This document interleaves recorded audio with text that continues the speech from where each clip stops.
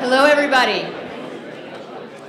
Good afternoon, and welcome to the American Constitution Society's annual Supreme Court Review. We have a really phenomenal lineup for you today, so I'm looking forward to a very stimulating discussion. I'm Caroline Fredrickson. I'm the president of the American Constitution Society. I think probably this audience knows who we are, but just to make sure, we were founded in 2001. We are a national network of lawyers, law students, law professors, judges, and policymakers who believe that the law should be a force to improve the lives of all people. ACS works for positive change by shaping debate on vitally important legal and constitutional issues, such as the ones we'll discuss here today. There was much at stake in the Supreme Court's October 2011 term. On the court's docket were questions about whether the government can place a GPS tracking device on a suspect's car without first obtaining a warrant, the scope of Title VII's ministerial exception for religious institutions, and whether the FCC's rules regarding pleading expletives are unconstitutionally vague. But certainly among the most awaited decisions are those resolving the challenges to the Affordable Care Act in Arizona's SB 1070. Our panelists today will review the October 2011 term and highlight for you the important cases and trends. They will also look ahead to next term, when the court will consider the constitutionality of the University of Texas's admissions program and possibly challenges to California's Proposition 8 and to the Federal Defense of Marriage Act. To get us started, let me introduce our moderator, someone who no doubt is already well known in this room. Tom Goldstein has argued 25 cases before the Supreme Court and, in addition to practicing law, teaches Supreme Court litigation at both Stanford and Harvard law schools. Tom founded and is the publisher of SCOTUS blog, which in 2010 became the only weblog ever to receive the American Bar Association's Silver Gavel Award for fostering the American public's understanding of law and the legal system. In 2010, the National Law Journal named him one of the 40 most influential lawyers of the decade, and Legal Times named him one of the 90 greatest Washington lawyers of the last 30 years, and praised him for transforming the practice of law before the Supreme Court. Who better to navigate the term for us? So please join me in welcoming Tom Goldstein.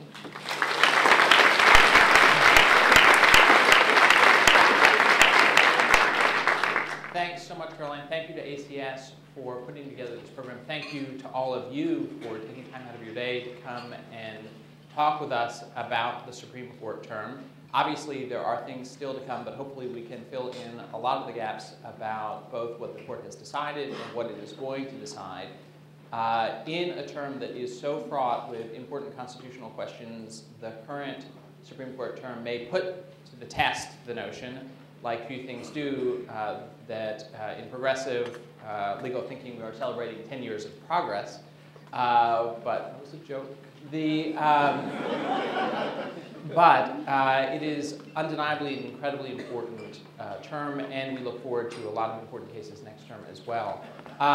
This is going to be a program in 4 parts. We're going to talk about the major decisions of the term, with the exception of healthcare to start, then turn to healthcare, then turn to the cases that either have been granted for next term, of which there are relatively few, but several really big ones on the horizon, and then finally we're going to do questions.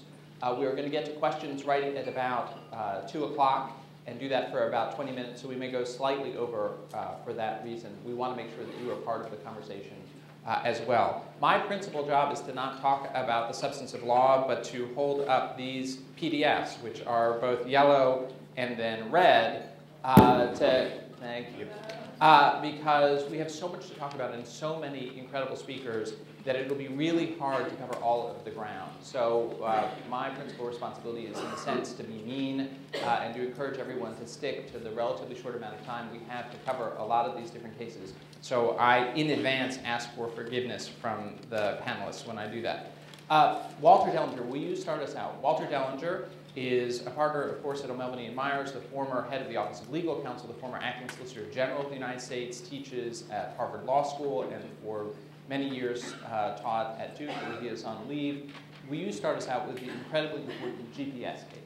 Well, this was a case decided early, but of great importance. The FBI surreptitiously attached a GPS tracking device to the underside of Antoine Jones' car, or actually to a car registered in the name of Antoine Jones' wife. For the following 4 weeks, that GPS device calculated and transmitted by satellite to FBI computers every movement and identified every stop Jones made in his vehicle every 10 seconds, 24 hours a day for a month.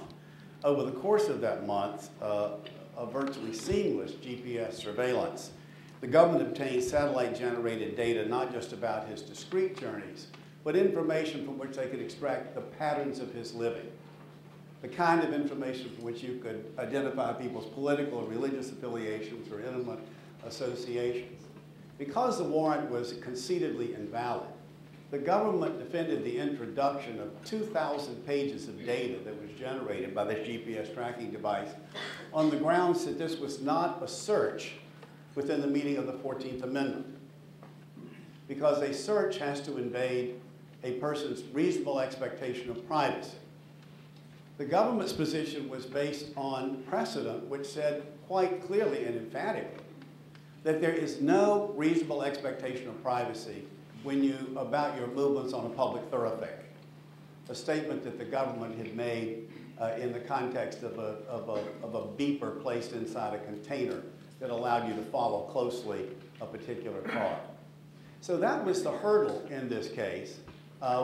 One thing that was different was that in no case had a person's own property been used as part of the basis for tracking, as it was here. So in addition to arguing that there was a reasonable expectation of privacy on a public thoroughfare, that the government wasn't going to be using 12 military-installed satellites to track your every movement, something your neighbor could not do. But we also argued that there was a property violation, hoping that the more property-oriented justices would find that appealing, and indeed 5 justices did, in an opinion by Justice Scalia, that the right to be secure in one's persons, places, houses, and effects included an effect such as a vehicle, and that the intrusion into property was indeed a search. 4 justices joined that opinion, so 5 were on that. And then Justice Alito, for the more liberal members of the court, rejected the notion that property rights was either necessary or sufficient, and said you should look at the reasonable expectation of privacy, and in this case, the length of the surveillance invaded the reasonable expectation of privacy. So all 9 justices found this to be a search. Tom Goldstein raised the question of whether the court might still hold that one need not have a warrant, because the court didn't need to reach that. The government had taken the position that if it was a search, of course a warrant was needed. They didn't appeal on that basis. I disagreed strongly with Tom, but I think, this is a great tribute to you, Tom, the United States government has now taken the position of the Ninth Circuit that even though it's a search, they don't need to obtain a warrant. I don't know what they cite for that other than blog of Thomas Goldstein, but apparently these days that's enough to influence the litigating position of the United States. Let me conclude by saying that what's really important about the Jones case, since issues are left open to the future, is what they didn't do.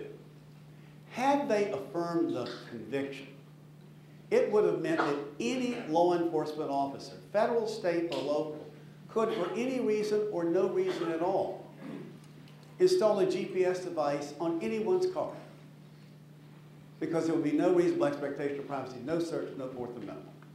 And the morning of the argument, it was argued, we did the briefing, but it was argued by Steve LaCar, who had been trial counsel for Antoine Jones, so I felt a little more comfortable saying on NPR the morning of the argument that under the government's position, any law enforcement officer in the greater DC area could place a GPS device under the cars of all of the justices just to find out what they did when they left work. And that was the first question the Chief Justice asked counsel. Is it your position that they, and he had not listened to NPR, so he said, you mean Justices of this court? Yes, this court, said the Chief Justice. A further answer, the Chief Justice says, I take that to be a yes. At that point, I think the case was effectively decided, and that road was closed for the future. What does it tell us, Walter, then, about other technologies, cell phone tracking, other things that in the future, beyond GPS devices, that you don't have to physically attach them? Right. The great issue comes down to this. Under the Scalia opinion, devices that do not require physical attachment, accessing your cell phone, other ways of monitoring your vehicle that might occur without a physical attachment, would not involve the seizure of your property, and therefore would not be covered by this. This is a search opinion of the Chief. They would be covered, I think, by the opinion of Justice Alito, also for fives, and Sotomayor joined both camps. But in that case, Alito certainly acknowledges that a surveillance of a, quote, short duration, you would not need a warrant, would not be considered a search. The non-transitory searches of longer duration would. He says, we know it's an inexact line, but if law enforcement is worried about that inexact line, just err on the side of caution, get a warrant. Terrific. Paul. Thank you, Tom. Well, I haven't introduced you. Oh, Don't. Tons of time. Paul Wilson is a partner at Wilmer Hale, a former assistant to the Solicitor General, has argued 20-some cases at the Supreme Court, has two major topics for us, the religion and Hosanna Tabor, and yesterday's brand new Williams confrontation case. Right, yesterday's decision in Williams, which one commentator already referred to as a bloody mess. So we'll be talking about that. I'm going to start with the Hosanna Tabor case. This is a case involving the reach of the anti-discrimination laws to employees of religiously affiliated organizations, and what has been referred to as the ministerial exception, somewhat poorly worded name, but the ministerial exception to those anti-discrimination laws. Cheryl Parrish was a teacher at a secondary school, a religiously affiliated secondary school, the Hosanna Tabor School. She went out on disability leave, and when she wanted to return from her disability leave, the school said to her, well, we're sorry, but we filled your place, and you can't come back, but we'd be happy to negotiate a kind of a long-term exit for you and keep you on benefits for a while. She threatened to take the case to the EEOC, whereupon they said, okay, now you're really done, and your position with your calling with us is completely terminated now. She proceeded to involve the EEOC, which actually sued the Hosanna Tabor School, alleging that they had dismissed her unlawfully, not on the basis of her being disabled, but on the basis of unlawfully retaliating against her for having opposed her allegedly discriminatory treatment on the basis of her disability. So this is a classic case of retaliatory treatment that is being challenged in the court as illegal under one of the anti-discrimination laws. One of the interesting things is the anti-discrimination laws, the employment discrimination laws, almost all of them contain exceptions allowing religiously affiliated organizations, narrowly defined to really mean like churches, not more broadly than that, not universities, but really narrowly defined. It allows them to give a preference to or to limit their hiring to persons of particular religious persuasions, but there is no kind of broad exception for treatment on the basis of sex, race, age, disability. So if you read these laws very strictly, you would conclude that, in fact, the Catholic Church might have to have priests who are women, because there is no statutory exception that would allow them to decide otherwise. Well, I can tell you, there is not a single justice on the Supreme Court now, or ever has been, who would conclude that the Constitution would allow the government to force the Catholic Church or any church or any religious organization to decide who is going to be their minister or their religious officiant on the basis of notwithstanding sex or race or age discrimination. This case, though, pushed that principle out, I think, a bit farther for several reasons. First of all, it involved a claim of retaliation, which I think raised some broader principles, because there are many, many laws that prohibit employers from retaliating against their employees on things that are not really connected to anti-discrimination principles. For example, you can't retaliate against somebody for contacting the police and reporting a crime. Many of those situations. Secondly, this involved a religiously affiliated school and not a church, not a religious organization. And third, there was considerable debate as to what Ms. Parrich's role was in the sort of the propagation of the religious doctrine of the school. That is, she, like many teachers at religiously affiliated schools, had duties that could be fairly called secular and also had duties that could be fairly called religious. She taught both secular subjects and religious subjects. She escorted the students to religious devotion on a regular basis. And she herself had gone through a course of religious training and had received what her church referred to as a call, which gave her a religious status, not the same as every other teacher in school. So, whereas I think there's absolutely no question that the Supreme Court would have said that there is a constitutionally required exception to the anti-discrimination laws for ministers of a church, there were a lot of questions, I think, about how far that exception pushes out. And in this case, even though there were all three of the points that I just mentioned that left it somewhat open to doubt as to how far that exception would reach, the Supreme Court unanimously concluded that the Constitution prohibited the application of the anti-retaliation law to the school's treatment of Ms. Parrich.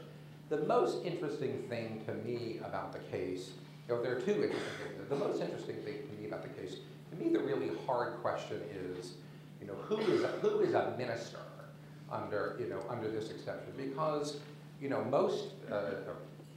many religious traditions don't really have someone who is called a minister.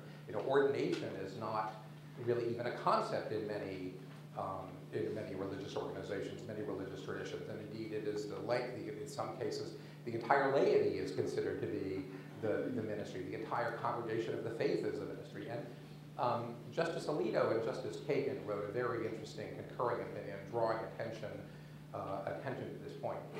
The other interesting point to me is there was virtually no discussion at the court about the fact that this was a religious school as opposed to a religious organization like the Catholic Church.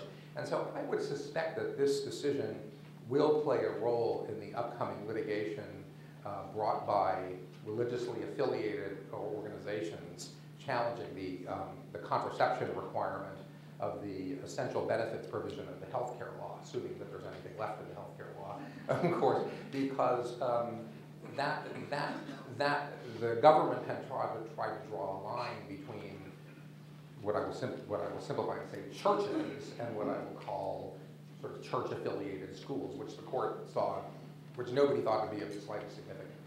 I want to turn very briefly to the Williams case, which was decided yesterday. This is a case that is the latest in a series of cases that the court has been deciding entirely by 5-4 votes over the scope of the confrontation clause, which allows a criminal defendant to confront the witnesses against him. And so the question in these cases has been, what if the witness against the person is not the live witness there, but essentially a statement that is being introduced through a live witness? So this could be, it has been in such, hearsay statements such as statements to 911 operators. In recent years, the crucial things have been laboratory tests. That is, suppose a live witness opines about or testifies about or introduces a laboratory test that establishes somebody's DNA or establishes that a drug is crack and not cocaine or something like that. Do all of the people who conducted the laboratory tests have to be brought in to testify, or can the government essentially rely on somebody who is summarizing the results of those tests and testifying to that? And the court has been quite sharply divided on all of these cases, which have been sort of going about the last 6 or 7 years, 5-4, in decisions that have not followed by any means the usual ideological grounds. The case in Williams was can the government introduce an expert who will testify that there is a DNA match between two samples, one which was drawn from the criminal defendant and one which was sort of in the government's storage weight. This is a rape prosecution, and they had taken DNA samples to try to identify the suspect should he ever be caught, which he was. And the court split in really a 4-1-4, which is very difficult to summarize in a short way. But essentially, the pro-government, the pro-prosecution position prevailed, but on two completely different theories. For adopting the view that this is sort of not really the expert isn't really testifying to the truth of the matter, and Justice Thomas adopting another view, which is that the confrontation clause doesn't apply when what you are opining about, when what someone is testifying about, is not something that is formally certified, but just sort of the result of the lab test's conclusions. That's a position that none of the other justices has adopted. So I would say that this remains, I think, a very unstable area of the law. The two fun points about this case, first of all, this is the first, Justice Breyer wrote another very interesting concurring opinion. This is the first opinion I know of the Supreme Court that has a flow chart. So, you see this, and I don't know if you can see that, but it goes on for several pages, and it's very Breyer-esque, I must say. The second thing is, there's a very interesting footnote where Justice Alito made quite clear that the war is continuing over this one, as they say, they without arguing that the other decisions were wrong, they say, experience might yet show that the holdings in these cases should be reconsidered for the reasons, among others, expressed in the sense the decisions produced. So that's sort of Supreme Court talk for like no pasaran, right? We're not giving up on this. So that I would say we're going to see lots more cases in this area. Thank you very much. Patty Millett, who's a partner at AP Gallup, a former assistant solicitor general who's argued 30-plus cases in the Supreme Court, has the even more daunting assignment of trying to discuss 3 different cases. No doubt some in summary form: the strip search case, stolen ballot, down to the SEC, TV indecency case. I got the alliteration docket. Strip search is stolen ballot and swear words. And so, starting with the last, first, the FCC versus Fox, this is round 2 in the Supreme Court, a challenge to their regulation of so-called indecent broadcasts on broadcast TV, the ones that are licensed by the FCC. And this is somewhat akin to Jones in the sense that we are seeing a clash between modern technology and the Constitution, and where are they headed with this. And by that I mean that when I was a child, TV had 3 channels, and you had to walk across the room to change those channels. And now there are 540,000 channels. And you press buttons, it's a completely different technology. And the issue is fine, but as to a very tiny subset of those channels of broadcast TV that gets licenses from the FCC. As to that teeny subset of channels, is the FCC's policy adopted in 2004, banning what's called cleaning expletives. And essentially, it is monitoring the speech, the thank you speeches of movie stars and rock stars when they get awards. And we need to protect the American children from hearing Bono or Nicole Richie. One might protect children from Nicole Richie for other reasons, but we protect them from their language. So it's long been a ban on really George Carlin's own dirty words, on intentional prolonged strings of profanity. The question here is when you have a fleeting, indecent word, or an additional challenge involving planned brief scenes of nudity and like TV Blue. It went off the air how many years ago? Right, but it's now in the Supreme Court whether you can have fleeting nudity on the TV. And it really comes down to a very interesting First Amendment question. And the Roberts Court thus far has been very pro-speech and influence. The outcomes have been very pro-speech. The opinions have been a bit more hesitant, and I think this term, both in this case and stolen valor that I'll discuss in a minute, may see some drawing back and some hesitation or limitations on that.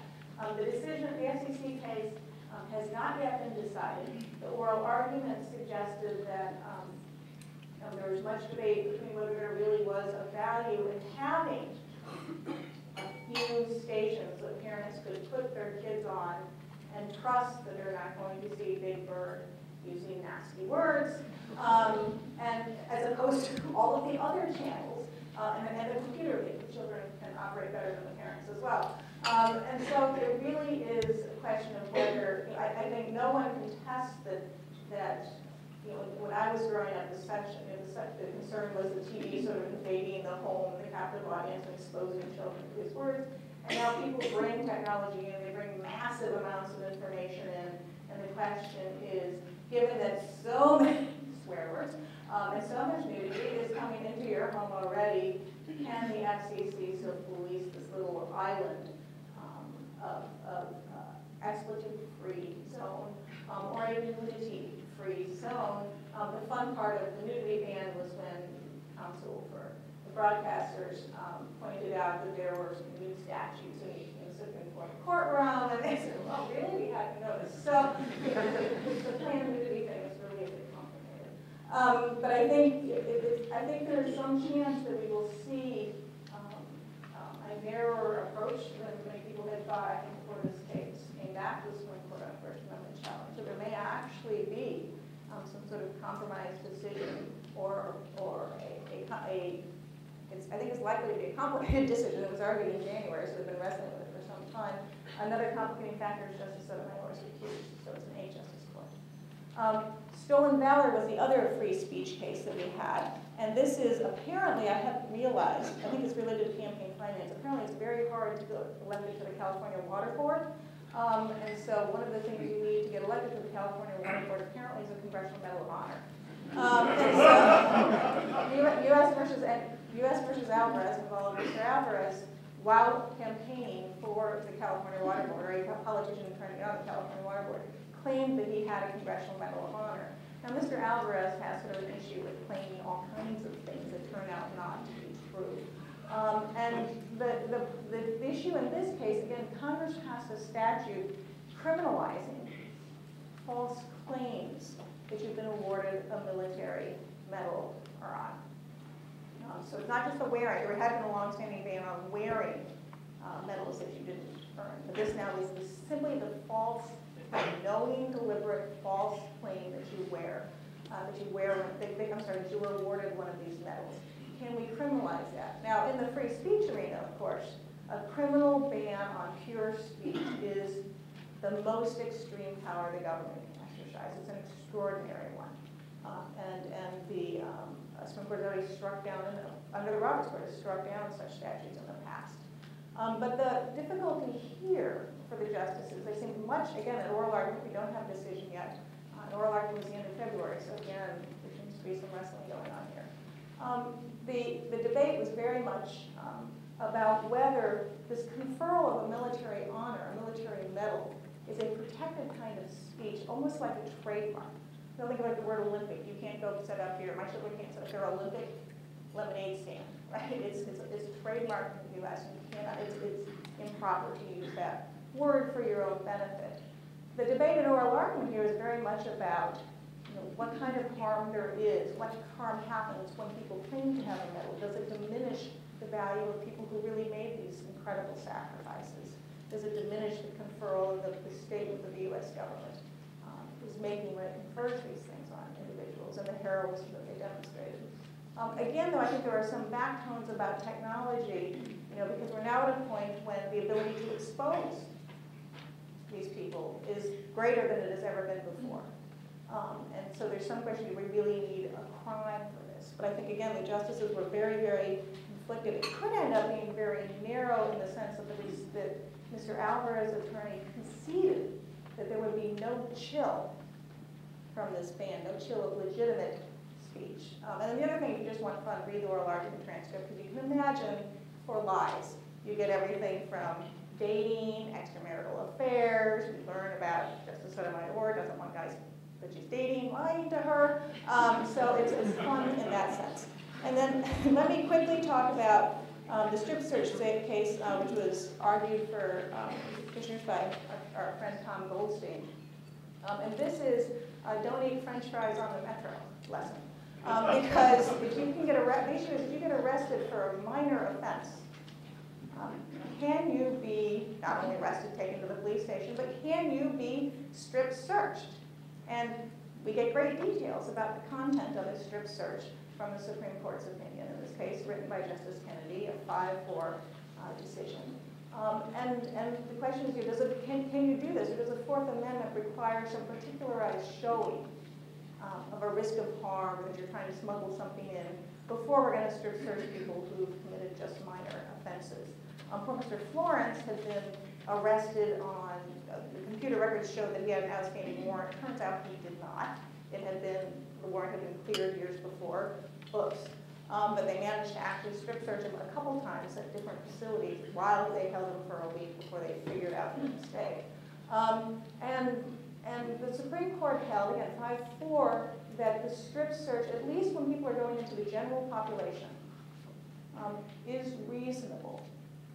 That there's no categorical bar to doing it, because the police officers need to be able to ensure that people that are going into the general population are not bringing in weapons and all these other things that apparently people hide in amazing places on their bodies. And I'm sure with great comfort to Mr. Florence, they assured him that he should feel happy because to be strip searched, because that means everyone else is getting strip searched too. And you know, if you're going to be in the general population, even if you're not smuggling something in, you want to make sure Bubba didn't bring anything into your jail cell with you. What is interesting about the case is you have concurrences from the Chief Justice who says that, look, while we're saying this here, you know, there may be limitations in some cases, and his line was, you know, we need not embarrass the future with our holding, which sounds to me kind of like, though, okay, we're here this time, but we're reserving the right in a different situation if someone's not going to the general population to not have such a rule. Thanks so much. Roger, you're a professor at GW, one of the nation's leading experts on criminal law. Can you talk for us about the remaining criminal law cases after the strip search case, the Lafler and Fry plea agreement case, Dorsey, the crack sentencing case, and the upcoming juvenile life without parole? Absolutely. Thanks, Tom, and thanks to ACS for having me, and all of you for being here. And although this term likely will be remembered for the healthcare decision, there were many significant criminal law cases. We've heard about a few of them already, Williams and Jones and Florence, and Maples will likely be discussed today as well. And that's just a small sample of the important, interesting criminal law cases we had this term. And so until the healthcare decision comes down, I'm going to continue to claim that this is the criminal justice term until that decision comes down. That said, 2 of the 3 sets of cases I've been asked to discuss have yet to be decided. Jackson versus Hobbs and Miller versus Alabama deal with the issue of whether it comports with the 8th Amendment's cruel and unusual punishments clause to impose life without parole on a juvenile offender convicted of murder. Now, you'll remember several years ago in Roper v. Simmons, the court held that the imposition of the death penalty on juvenile offenders was unconstitutional, and a couple of years ago in Graham versus Florida followed up with the holding that the imposition of life without parole on a juvenile offender for a non-homicide offense was unconstitutional. So it's expected that the court will resolve the remaining question of whether life without parole can be imposed on a juvenile for a homicide or murder offense. There's been intense speculation as to what the court might do with regard to this, whether there might be a flat ban for all juveniles or whether there might be age-specific gradations, 12 years old, 13, 14, while leaving the older juveniles eligible for life without parole. So there's intense speculation about that, and we anticipate those decisions soon. Another set of yet to be decided criminal cases are Dorsey versus United States and Hill versus the United States, which deal with retroactivity issues related to the Fair Sentencing Act, which is the bipartisan legislation that President Obama signed, which reduces the crack powder sentencing disparity ratio from 100 to 1 to 18 to 1. And although this legislation was seen as a tremendous stride forward for those interested in addressing issues of racial disparity in the criminal justice system, the administration initially opposed the retroactive application of the law to those who were convicted before the law became effective but were being sentenced after the law became effective. The administration has since changed its position, and the court is sorting out a circuit split over that question of whether that law will apply to all defendants sentenced after the law became effective. So again, that's another set of cases we expect in the last week of the term. So a case I am here, a set of cases I am here to discuss this afternoon that have been decided are Lafler versus Cooper and Fry. And those two cases really deal with the issue of the application of the Sixth Amendment's right to effective assistance of counsel to the plea bargaining context. And Lafler, the respondent, rejected a plea offer based on the incorrect legal advice of counsel, went to trial, was convicted at trial, and received a sentence that was much harsher than that contemplated by the government sentencing recommendation in the original plea agreement. And Fry, the respondent, never even got word of the plea offer that was extended by the government to his attorney. He did later plead guilty to a less favorable plea deal and was sentenced to a much greater term of incarceration than that to which he was exposed or would have been exposed under the original plea offer. And it's important for these cases to remember that the Sixth Amendment had already applied to the plea bargaining context. The court long ago applied the Strickland versus Washington standard to determining ineffective assistance of counsel claims in the plea bargaining context, and certainly very recently in Padilla versus Kentucky, the court reinforced that when it applied the Strickland standard to defense counsel's advice regarding the immigration consequences of a guilty plea and the resulting criminal conviction. But what makes Lafler and Fry significant is the fact that the court has now made clear that that Sixth Amendment right to effective assistance of counsel applies to the entire plea bargaining process, not just the guilty plea stage, but all throughout the plea negotiation and bargaining process. And so that Sixth Amendment protection applies to a plea offer that was rejected or that where the defendant didn't have the opportunity to accept it because of the ineffective assistance of counsel. And what the court said in these two decisions, it acknowledged that we don't live in a system of trials in the modern criminal justice system. The court said we live in a system of guilty pleas. Better than 9 out of 10 convictions come as a result of guilty pleas and not as a result of trials. And so that point, I think, is one that will have implications down the line. There are a few questions that have been left open by these decisions. And the first is, what is ineffective assistance of counsel in the plea bargaining context? I mean, yes, Fry tells us that failure to communicate a plea offer to one's client would be deficient performance under the Strickland standard, and we can assume that inaccurate legal advice that would induce a defendant to accept or reject a favorable plea offer would also be deficient under Strickland. But the court acknowledged that plea bargaining and negotiation style will vary greatly from attorney to attorney. And how do lower courts determine whether a certain plea bargaining tactic is constitutionally incompetent as opposed to just being unorthodox? And so I think that's one of the questions lower courts are going to be grappling with. Another one relates to the prejudice determination. The court made clear that a defendant in this posture has to show by a reasonable probability that he or she would have accepted the rejected plea offer had it not been for the ineffective assistance of counsel. But not just that. That defendant also has to show that the government would not have withdrawn or rescinded that plea offer if it had the discretion to do so before the entry of the guilty plea, and that the court would not have rejected that plea agreement if the court had the discretion to do so before the entry of the guilty plea.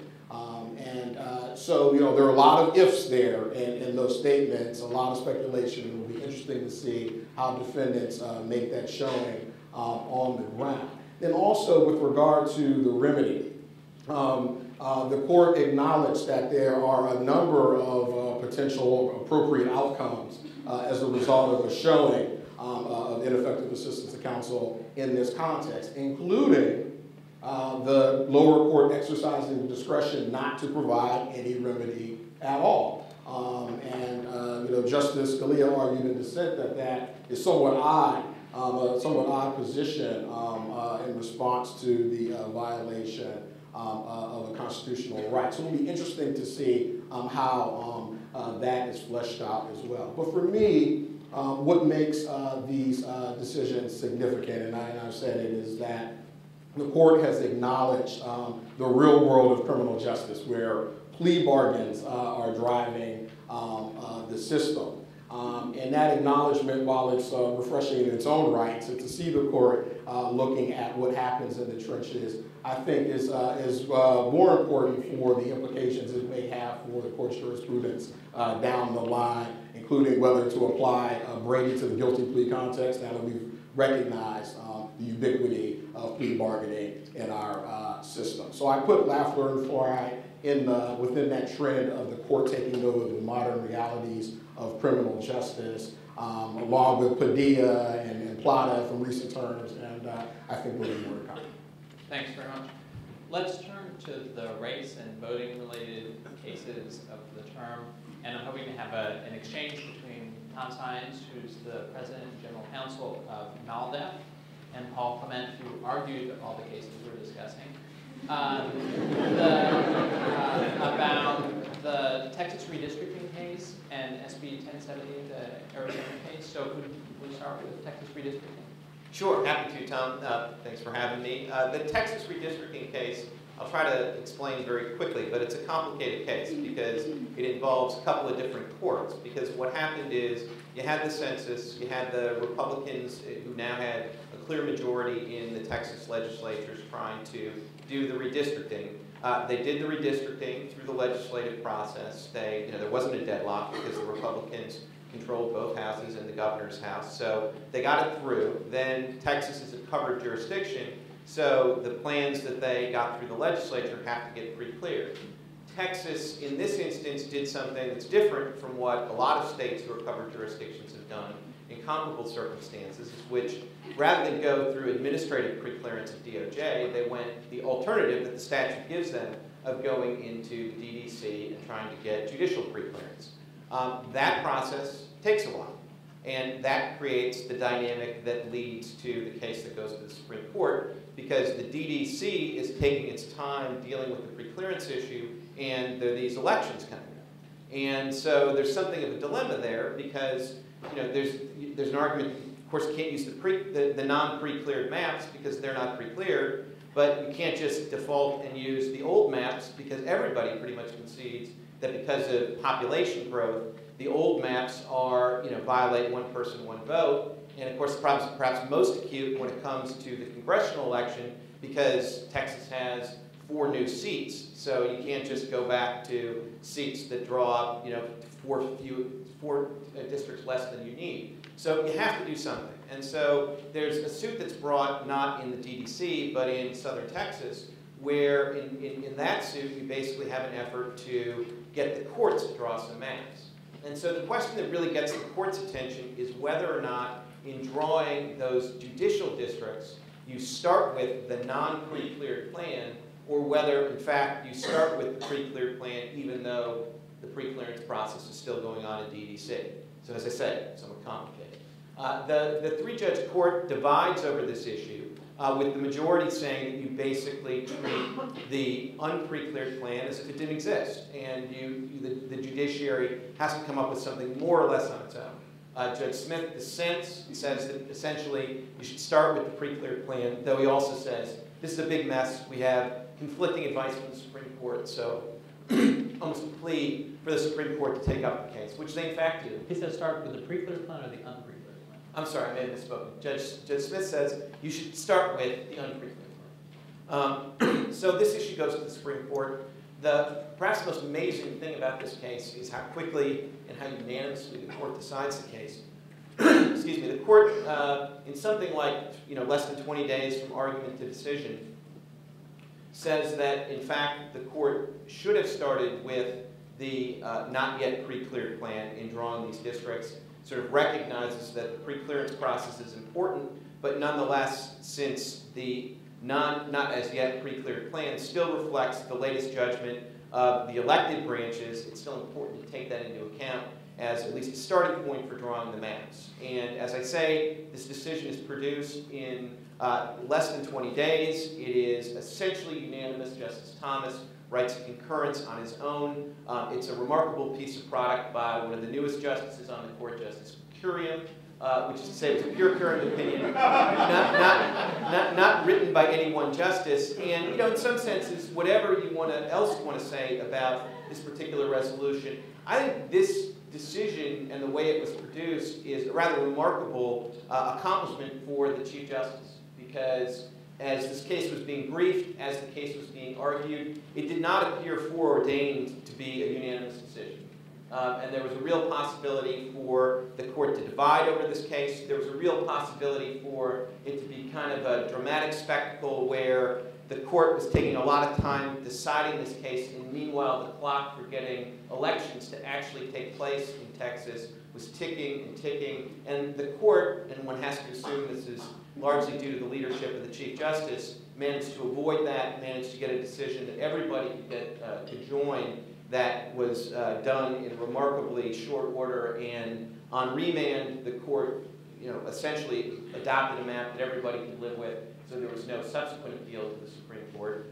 So in that sense, whatever you think about the pros and cons of the decision, I do think it's quite a remarkable achievement for the Chief Justice. Let me say it's rare, unfortunately rare, that the justices think of themselves as producing a collective result, rather than each justice having his or her own opinion and summing them up to see what the outcome is. That is, not perhaps everybody, perhaps not anybody agreed with the resolution of the case, but you would think a court would more often submerge their individual legal views into the notion of what's a collective result.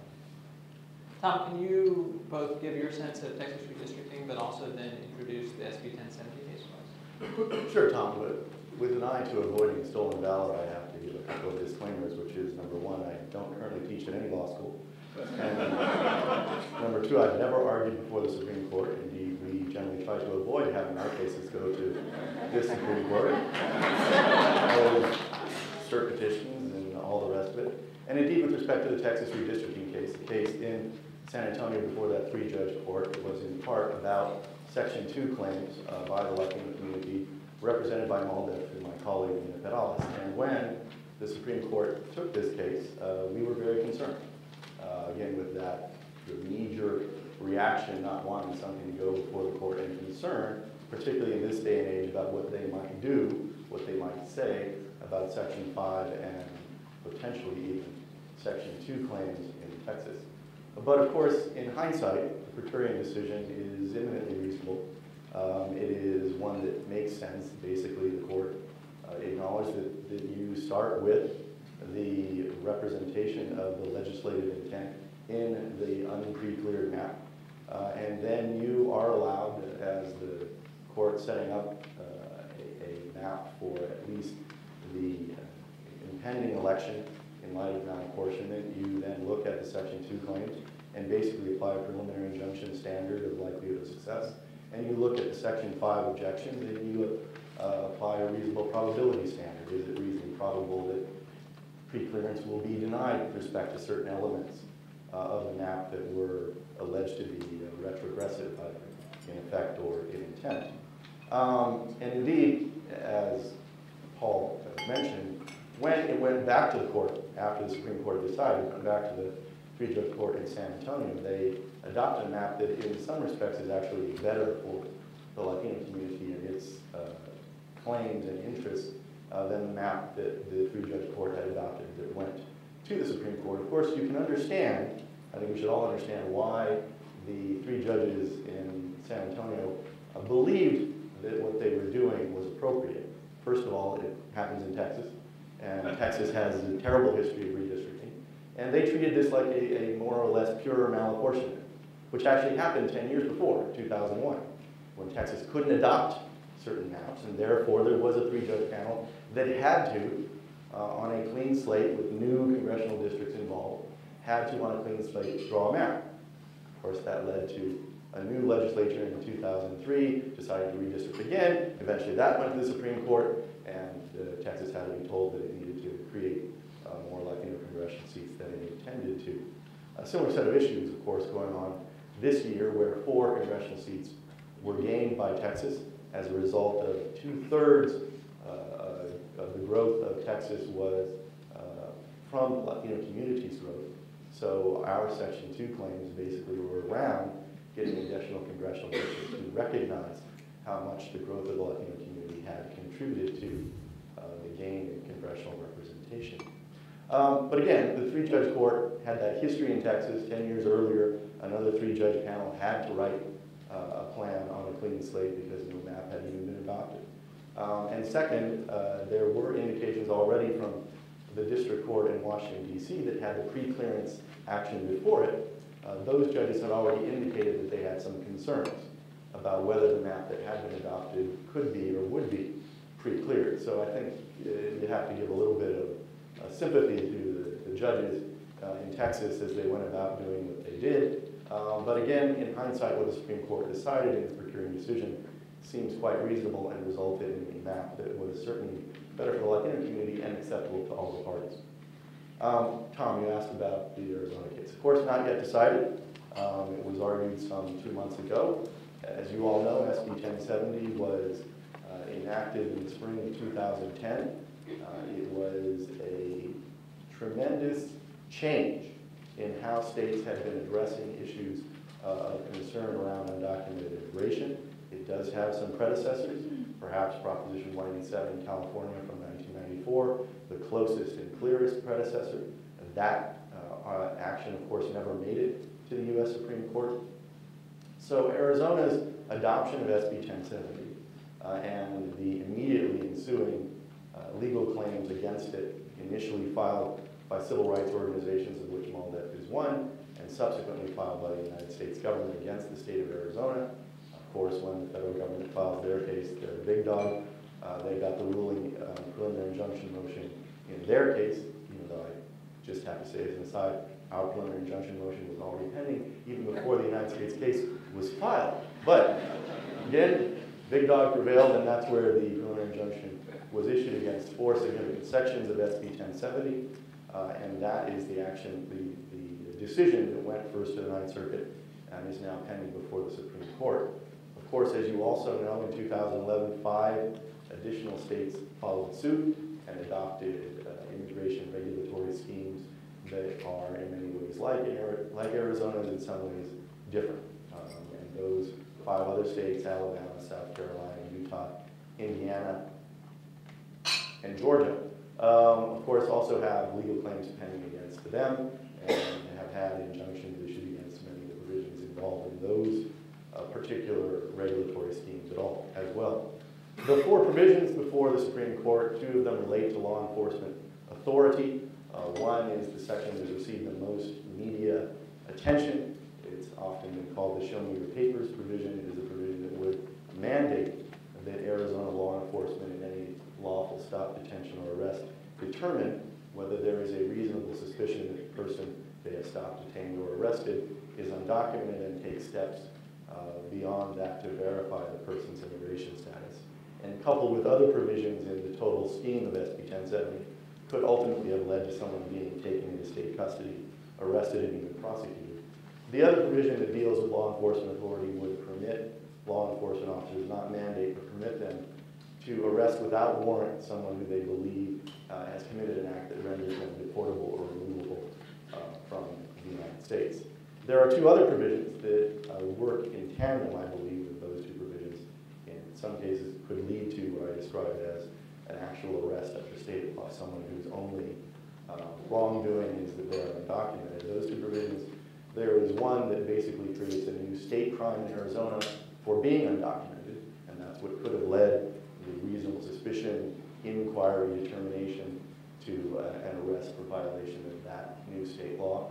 And the other creates a state crime in Arizona for seeking or accepting work if you are not authorized to work, another provision that's targeted at the undocumented community.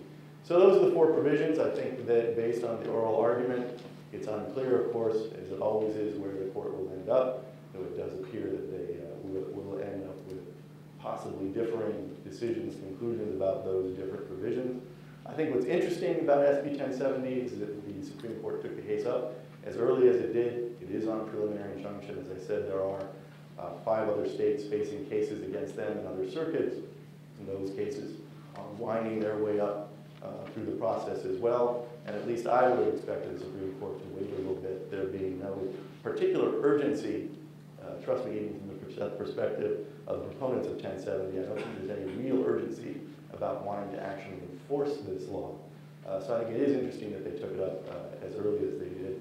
And the other thing is that this really is the first occasion for the Supreme Court to determine the issues of supremacy and preemption with respect to law enforcement powers under a modern immigration regulatory scheme at the federal level.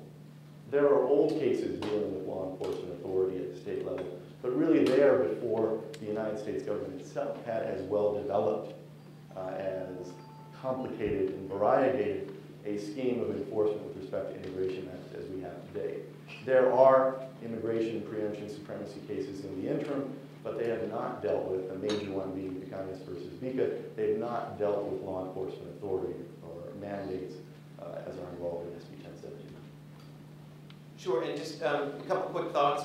Just one last thought on the Texas case. And I think Tom's comments really sort of capture, I think, something that's an important takeaway from the decision, which is it really does, I think, draw a big distinction between those situations where the legislature deadlocks and there just is no plan whatsoever, and so the judiciary has to draw up a map in those circumstances, however reluctantly, because there's just no alternative.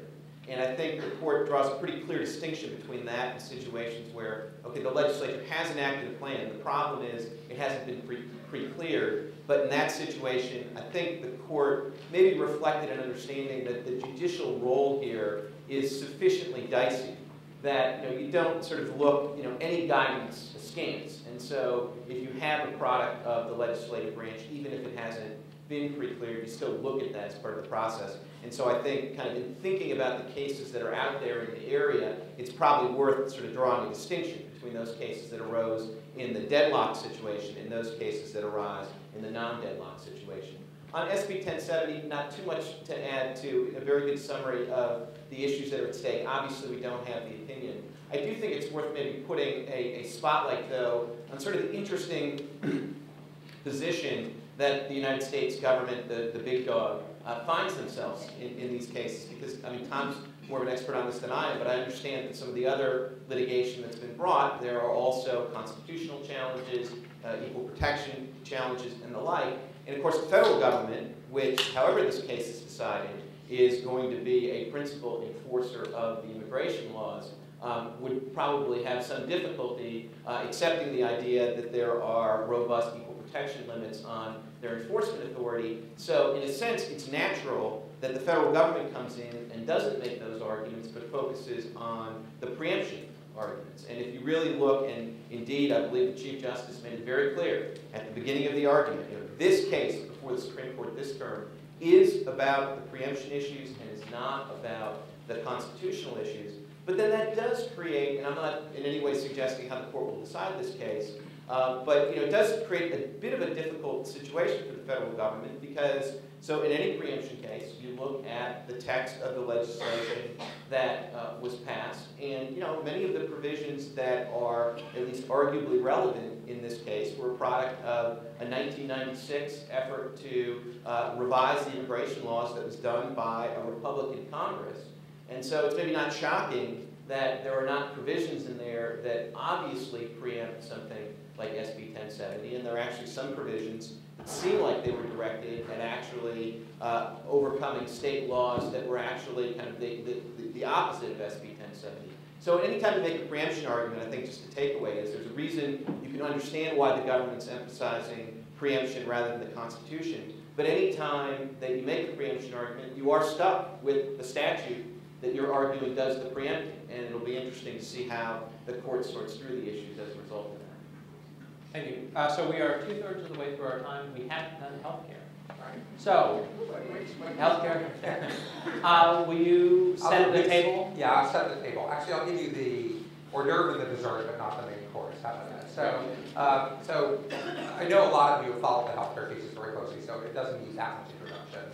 I do want to say, I want to first mention just briefly the Medicaid, the challenge of the Medicaid expansion, because I think in terms of the progressive policy objective of making healthcare both universally accessible and affordable to all Americans, the expansion of Medicare deserves as much, is equally as important, if not more important, as the mandate that we will discuss. And is subject to a separate constitutional challenge on the ground that the federal government's expansion of Medicaid to cover essentially everybody who is at or below 135% of the poverty line. A huge change of eligibility from what it had been, where it was really kind of bits and pieces, people who were, poor and sick, or old and sick, or pregnant women, or children. Now it's really is across the board comprehensive coverage of lower income Americans. Medicaid is a federal state cooperative program. The states do not have to enter into Medicaid. Once they do, the federal government gives them a lot of money, but the deal is you get our money, but you have to abide by all of our rules. And theoretically, if you don't abide by at least any of our rules, we can take all the money back. So it's kind of an offer you can't refuse, is the state's argument. Basically, and the states would say, look, as a matter of, reality, we have to enter this deal. This is no choice. This is, we are being coerced. And if the Supreme Court has said on occasion that, there is a limit past which the federal government inviting the states to participate in the funding program is really an invitation you can't refuse. And the states have argued in this case that, look, if that argument has any meaning whatsoever, it's got to be this case, because the consequences of not accepting all of the conditions that the federal government has put on Medicaid, including that we cover everybody at or below 135% of the poverty line, the consequences of not going along with it are so colossal, potentially losing all Medicaid funding, that essentially we're being forced into doing this. So that's in very brief the Medicaid cases. The other issue we'll be discussing, of course, is the mandate or the minimum coverage requirement.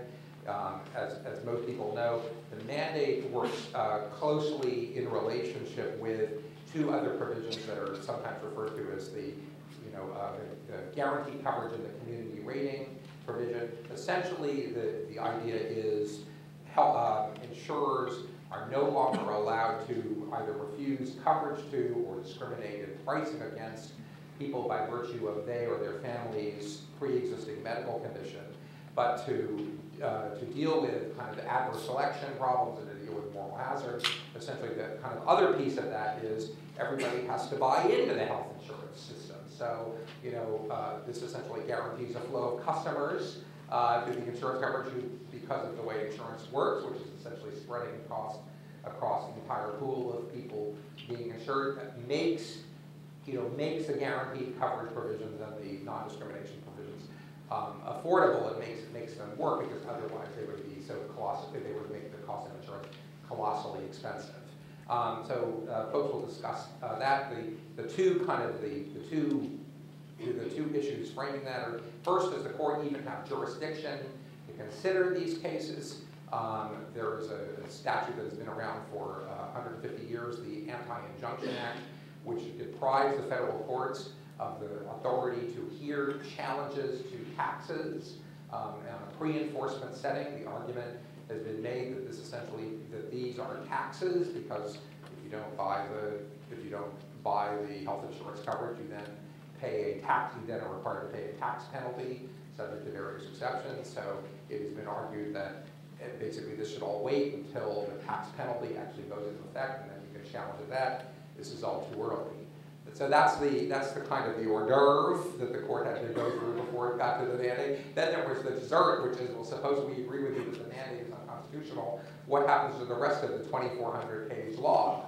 That is involves the doctrine of severability, which the question is, when the Supreme Court strikes down one part of a law, does any other part of the law, which would not necessarily be unconstitutional, does any other part of the law have to go with it? How much of it goes with it? Does the whole law have to go with it?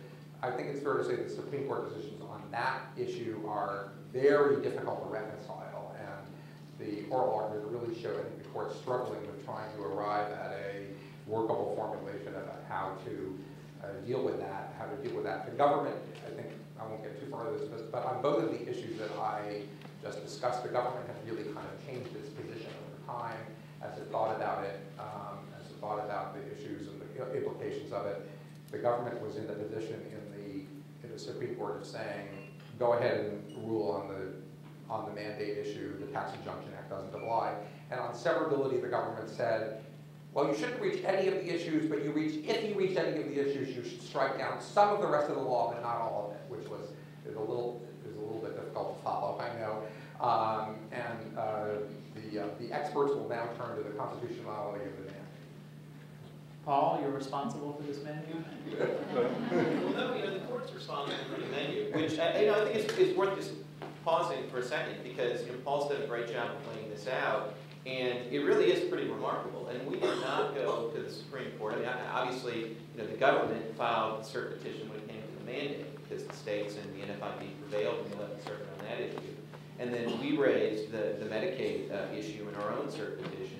But none of the parties went to the Supreme Court and said, what we'd like is 3 days of argument, and we'd like it divided among 4 issues, so that there'll be a full 90 minutes, for example, on severability that will include discussion by justices who think the whole thing's constitutional. I mean, it really was a remarkable way for the court to structure the argument. And one of the reasons why neither we nor the government asked for this is, I think we would have thought we would be making laughing stocks for ourselves to ask the court to have 3 full days of argument on a single case.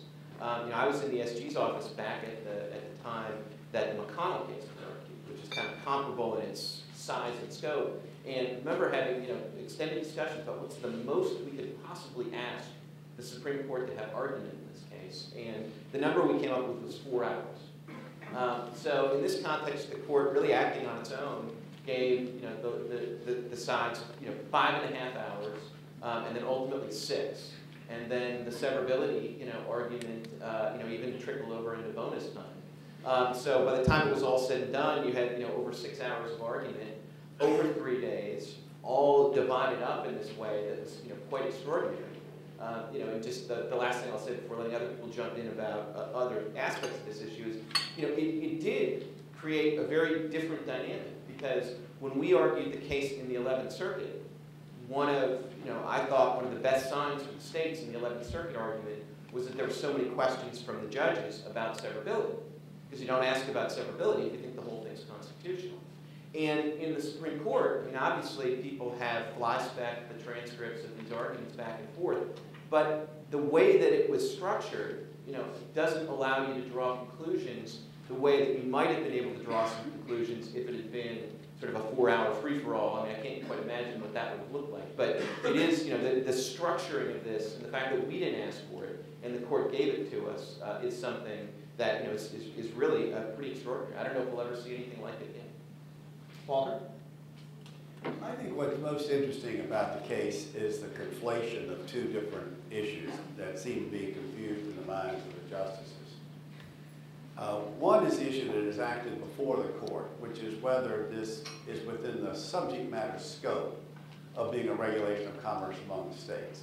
That's a question that a lot of people thought was a very easy question. Orrin Kerr, who clerked for Justice Kennedy, a relatively moderate conservative, said there's a 1% chance that the court would strike this down, and that's because even if it is a requirement that people purchase insurance, and even if the same thing would apply to a requirement that you purchase other products, that's still, if you're purchasing those products as part of interstate commerce, that's still a regulation of commerce among the states. You can raise a lot of parade of horribles.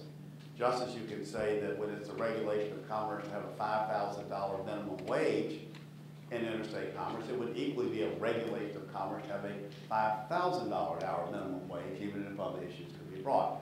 What drove the attack, however, was an issue not brought, and very wisely, I think, by Paul Clement, not brought to the court, of whether it violates the sort of substantive due process liberty to force someone into a transaction, whether this particular way of regulating interstate commerce raises these issues of individual autonomy. And but what was struck that was not brought to the court.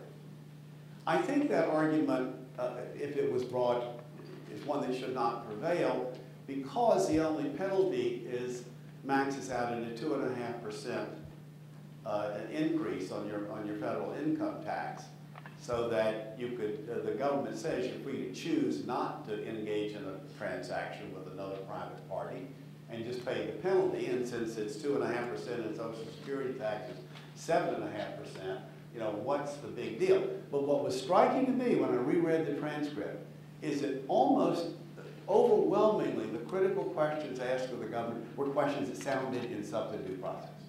Isn't this extraordinary requirement? So Justice Kennedy said, doesn't this fundamentally transform the relationship of citizen to government? It has nothing to do with whether it's within the subject matter of commerce, I think. And that while there is a liberty-protecting aspect to limiting the federal government to staying within the scope of commerce, that's not what they're asking about. They were asking about the sort of individual autonomy question, which I think is easily answered by the modest nature of the penalty. Or they were asking about whether it's redistributed. Justice Alito's questions were about redistribution, to which the Solicitor General replied, we resolved, that's 1905, we resolved the question of whether it's legitimate for Congress as a constitutional matter to engage in redistribution. So I think those are that confusion and conflation of what should be a simple question like who's buried in grants too. Is this regulation of interstate transactions and insurance a regulation of interstate commerce has been conflated with another issue not raised. I'm wondering whether the court might possibly do something undramatic. And that would possibly be to really focus on the fact that the government says that you're complying with the law if you pay the penalty. You're in compliance. And to say that it would be unconstitutional to require people, to actually force people, to mandate people to engage in a transaction like this, so that it can't constitutionally be applied to anyone, except taxpayers can be required to pay this penalty if they don't have it. That the penalty is okay, but the, quote, mandate isn't, which would make no change in the operation of the law at all, but preserve this idea that you can't be forced into a transaction with a private party. At least Congress can't do that. Just by way of disclosure, I filed an amicus brief. There are about as many amicus briefs as there are channels on your television. In this case, but I did it for the health insurance industry. But I just want to be, it was only on the severability question. They didn't take a position on minimum coverage, but I'm not speaking as a representative of them. I'm speaking in my personal capacity. And I don't know about the rest of you, but sitting here listening to this entire buffet of issues in the Supreme Court reminded me what a friend of mine said last fall. And he said, we need to take everything that's before the Supreme Court this term, group it together, and label it in re what kind of country we want to live in.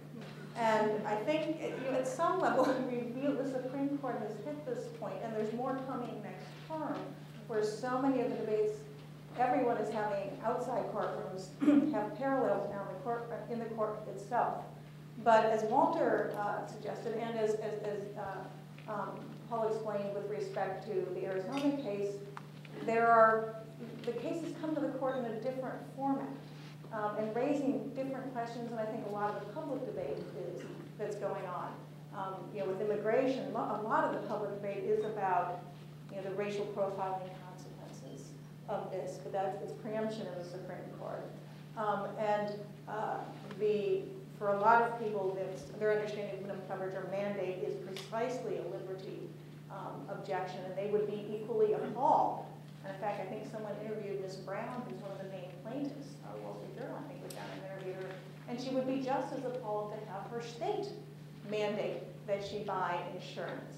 Now, I disagree a little bit with Walter because I believe, and I think Justice Kennedy believes, that what I sort of call the horizontal separation of powers between federal and state government, and Justice Kennedy and the collection on the Supreme Court have understood that as not just regulating one government versus another, but that regulation is itself designed to promote individual liberty to some extent. And so you're getting the liberty argument through a very different prism than I think most people have the debate on.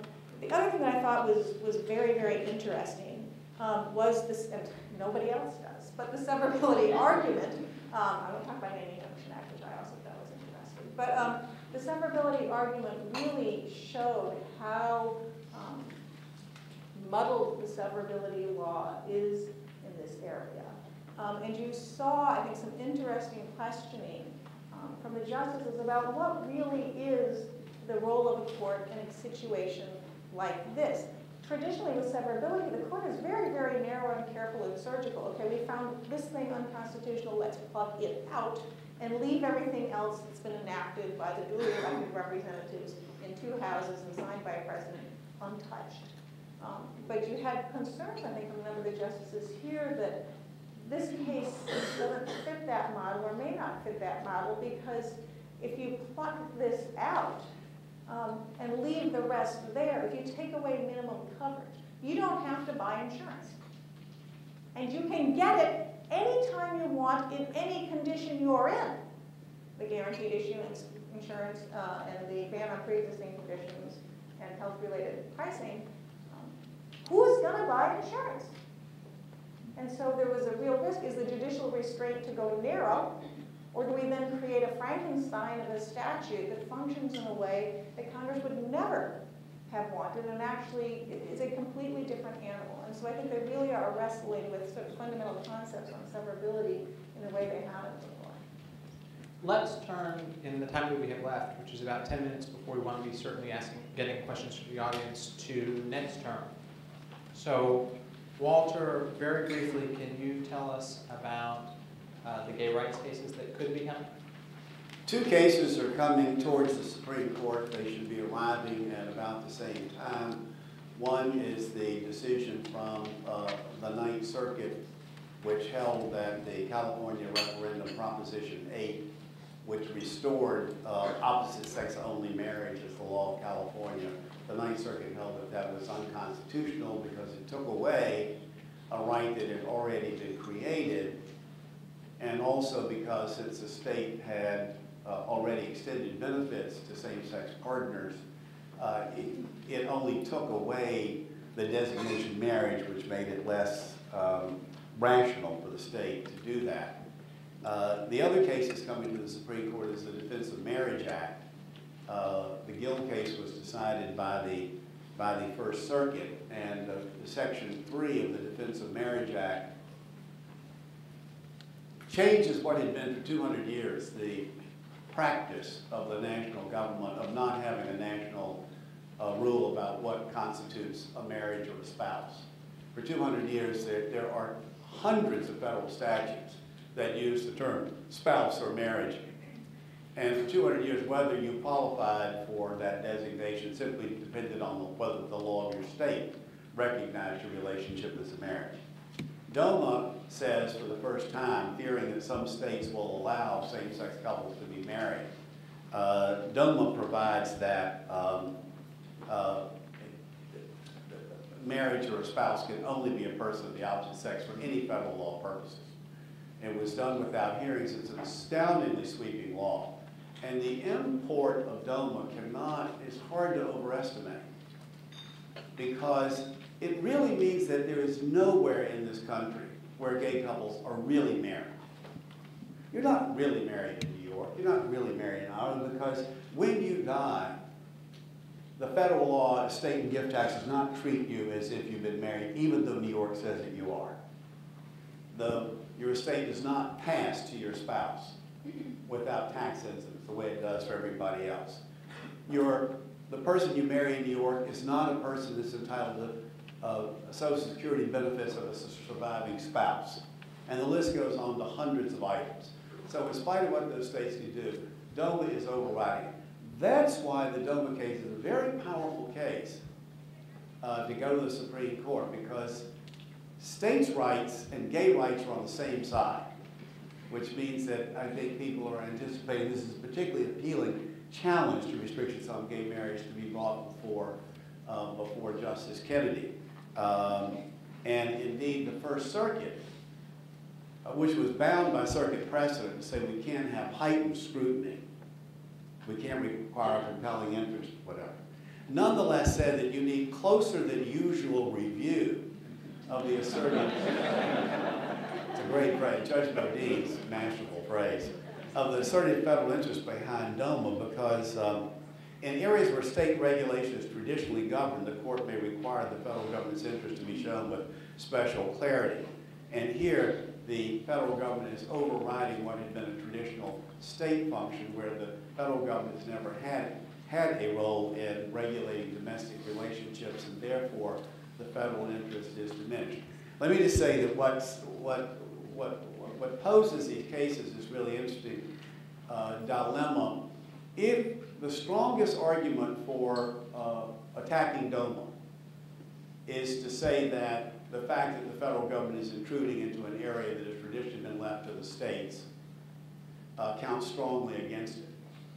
But that is in tension with the argument that you might make that there's a federal constitutional right to nationalizing same-sex marriage. The tension may be more apparent than real, in the sense that the diminished federal interest does not mean that you don't judge the state law just as you would if there'd never been a DOMA. But there is some tension, and the president's statement very much says that this is saying that he supports the attack on DOMA, very much says this is an area to be left to the states. So that is in tension with the attack. Finally, I think the California case has some problems. I don't think the California case will lead the court to consider whether there's a equal protection of due process right to gay marriage. The state didn't appeal. The referendum supporters appealed.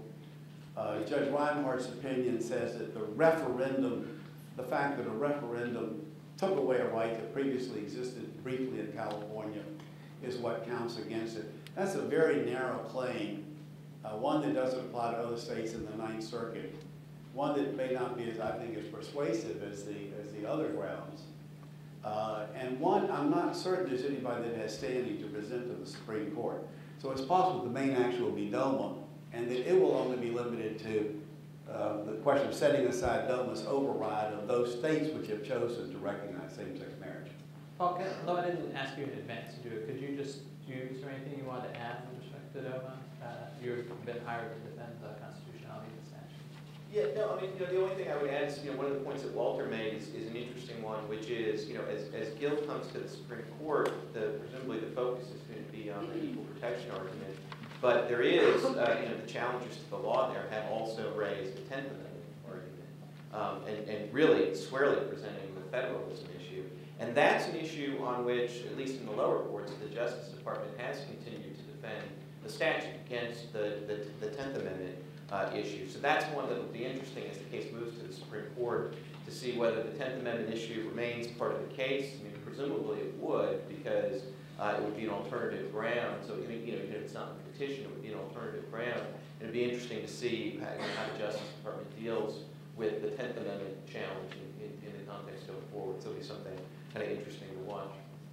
Paul, campaign finance? Sure, this will be brief. You all may have heard of the Citizens United case, in which the Supreme Court held invalid the federal law that prohibits corporations from engaging in independent expenditures with respect to elections. So not touching the ban on corporations contributing to campaigns, but corporations engaging in supposedly independent expenditures. I'll leave you to judge whether these expenditures are really independent, but that's on the assumption that it is. And the court's reasoning was that there was no record that had demonstrated that corporations like anybody else engaging in independent expenditures created the problem of either corruption or the appearance of corruption or improper favoritism.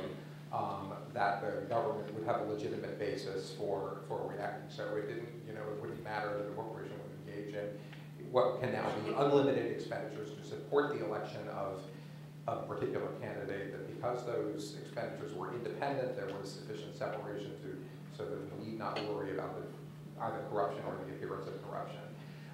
Montana has in some ways a similar law. In some ways it's a little bit different because of the administrative burdens that it places on corporations is much less. A corporation, even under federal law, was always the case that a corporation could set up a segregated fund, not out of its general treasury, but people could voluntarily contribute it, which the corporate PAC could then use for campaign expenditures. That's true in Montana as well, although the fund is even less separate. It's really just kind of a separate bank account.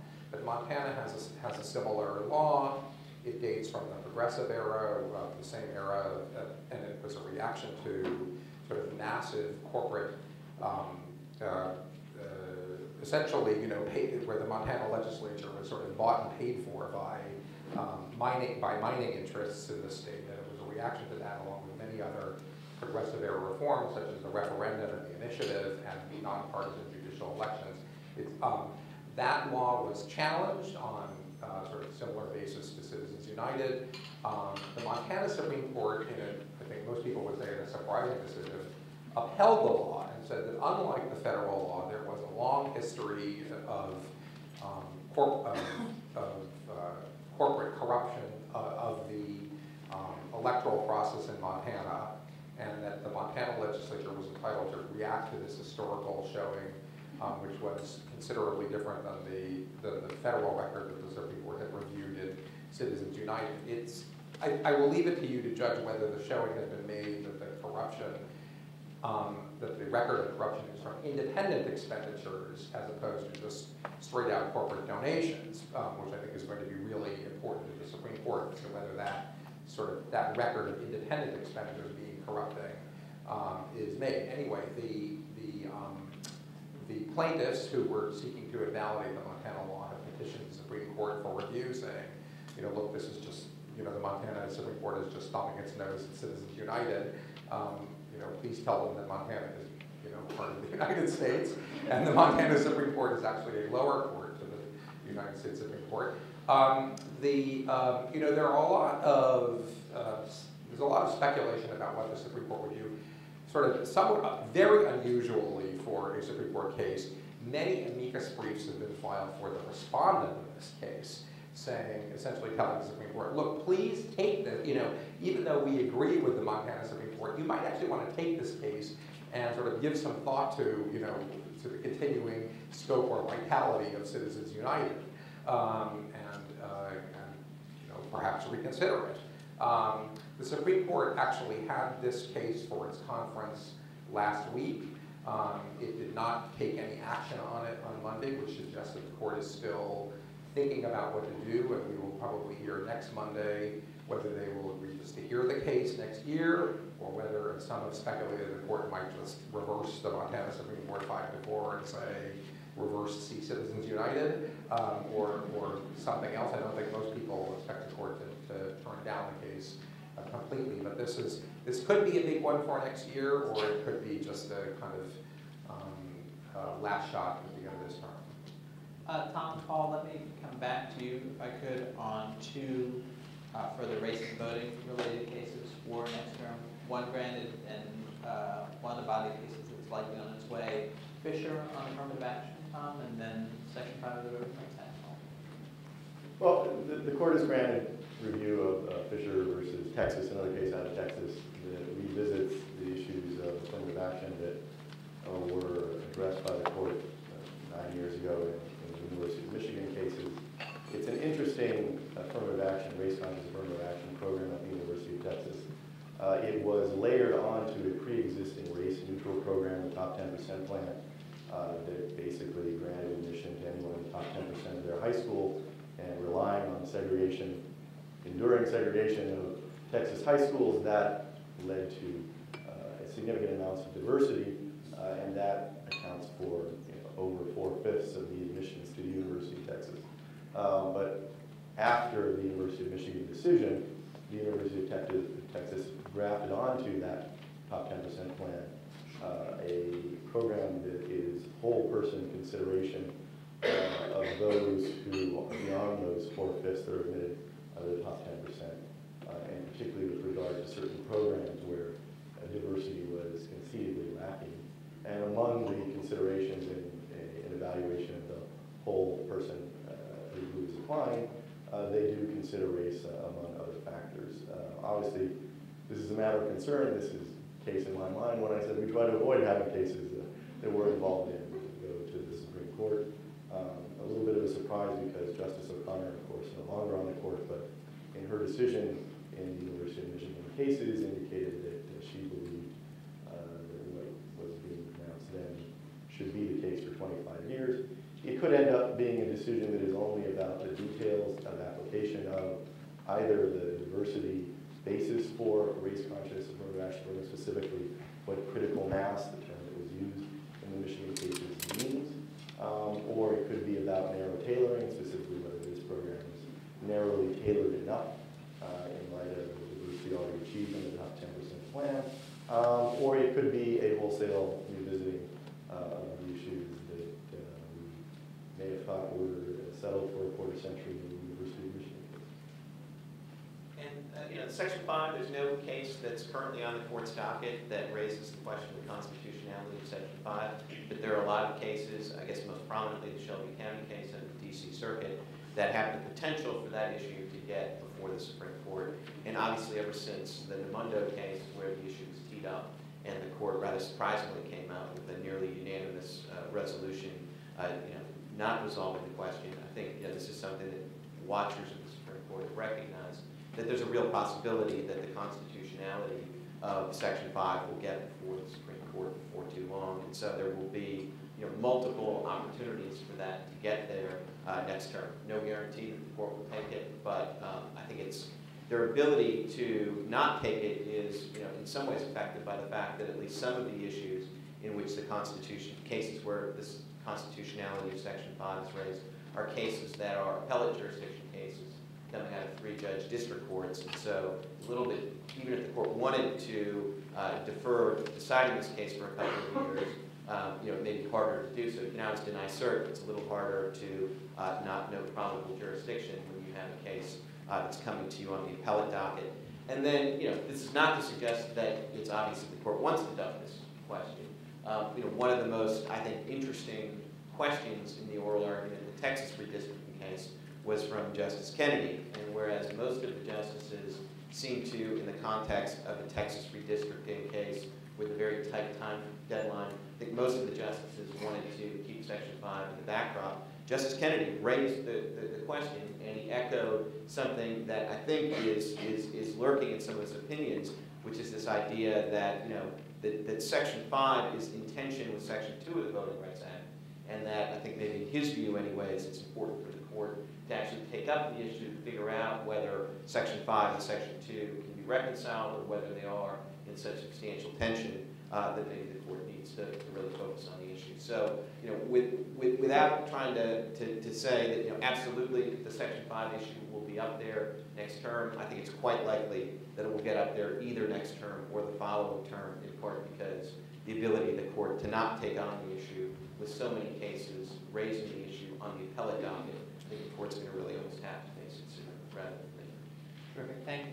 All right, let us take a few minutes to do questions, and I want to start with questions from the press. Please, I assume that we have, we've got microphones around, or maybe not. So if you can, yeah, we'll be sure to repeat the question. So, yes, sir, if you'll identify and give your affiliation. My name is Ibrahim.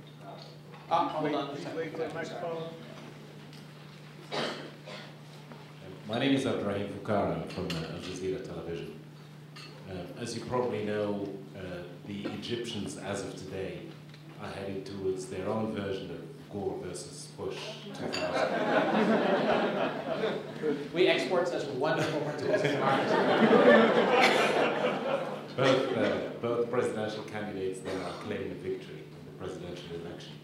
Now, 12 years on, do you think that the decision to go to the Supreme Court for a decision on that was the right choice, or do you think that both the step and the decision have done irreparable damage to the credibility of the electoral system in the United States? And if I may ask one more related question, the Supreme Constitutional Court in Egypt issued a ruling which nullified the Egyptian parliament. Is there anything resembling that in the history of the United States, and what mechanisms are there in place, if any, to make sure that the Supreme Court of the United States does not undermine in any way, in theory or in practice, the legitimacy of the Congress? Thank you.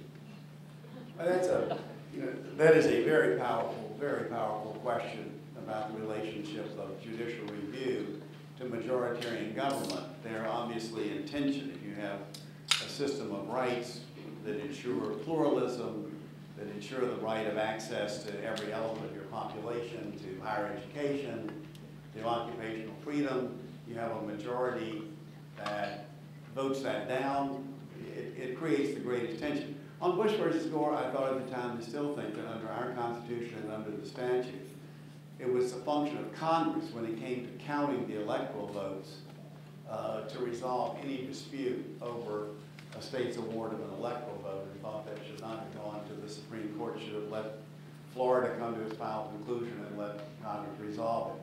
And that it has had such enormous ripple effects in our country to think that 5 out of 9 people resolved that election, that I think is striking. You're facing the question we faced for 200 years. Is active judicial review a good thing in a democracy? And I think the answer is like what Joe and Lai said when asked whether the French Revolution was a success. He said it's too early to tell. Paul? I was going to say, I think that we are really in a period of remarkable transition about how progressives and conservatives, using those terms, however you want, think about judicial review. And, Bush versus Gore, Citizens United, and perhaps the healthcare cases, may really, it may lead to a complete rethinking about people's views about the role of the federal courts. For years it has been, one side was for what they call judicial restraint, and doctrines like standing and rightness and mootness were all parts of keeping the courts out of disputes. But today we have George Will saying, unleash the court, let's have some judicial activism. And yet we have Tom here saying we like to keep the courts out of our business as much as we can. So I think we are in a position of really remarkable transition in the way we're thinking about the Constitution, to the point where, Professor Tribe said, I can't even finish my treatise because nobody agrees anymore on what the rules are on constitutional law. So we are definitely, not at a stable point in the way that people think about these issues. Okay. In the back. Ken Joseph with CQ Press. To what extent do any of you see the lineups among the 9 justices becoming, how can one say, more diverse than in the past few terms?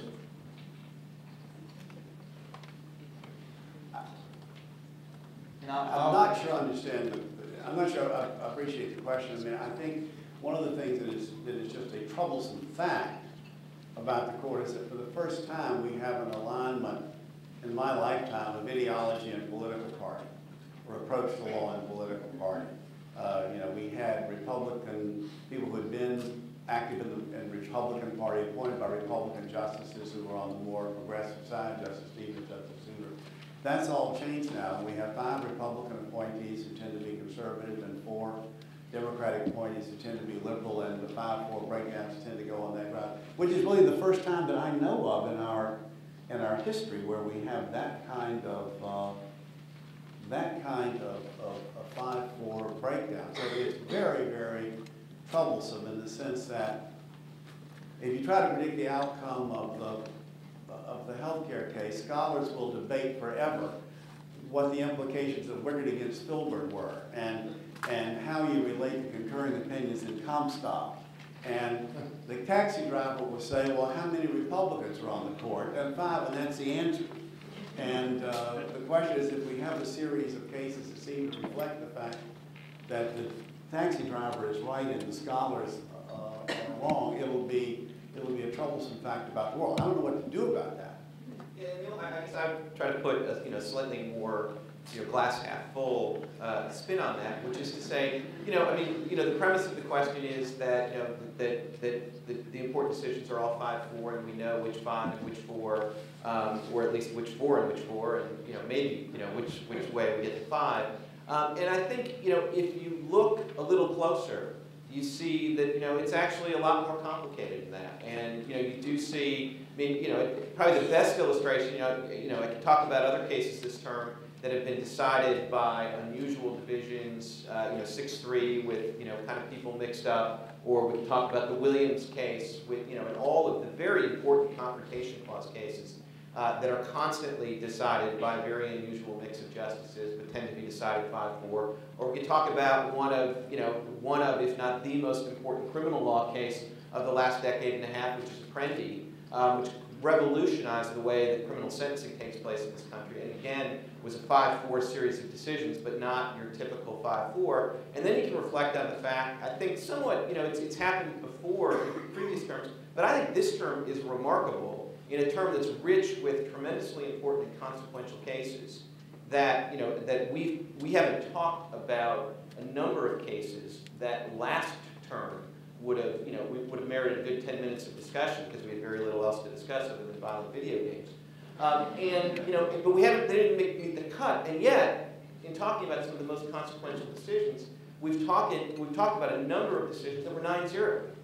Hosanna Tabor, 9-0. We've talked about the Texas redistricting case, 9-0. We could have talked about Sackett against EPA, another 9-0 case. So there are, even in an era where some cases on some issues are going to be 5-4 and predictably 5-4. We also have a recognition and a reminder that on many very important, very consequential issues, Jones also 9-0 effectively on result.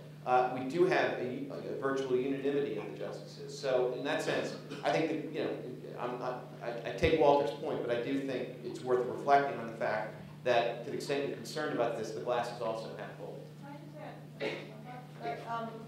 I think one of the things that you may want to just look for going forward, this may even be more next term than this term, is distinguishing the breakdown of votes between constitutional questions they're deciding for the first time and ones they're revisiting. The thing we never got in law school is stare decisis. And how votes break down along that line. Is stare decisis looked at the same way in the Montana case? Citizens United get the same stare decisis effect as Grattan Gruner. I think one of the things that I've said a lot of people about Citizens United, besides the practicalities of it, was the stare decisis question. And these are the types of things that came up at everyone's confirmation hearings and what they mean by that.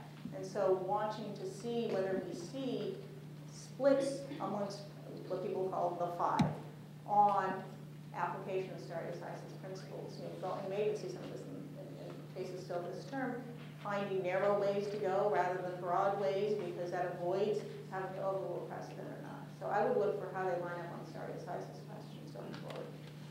All right, let's do one final question and then let you all go. Over here, this side.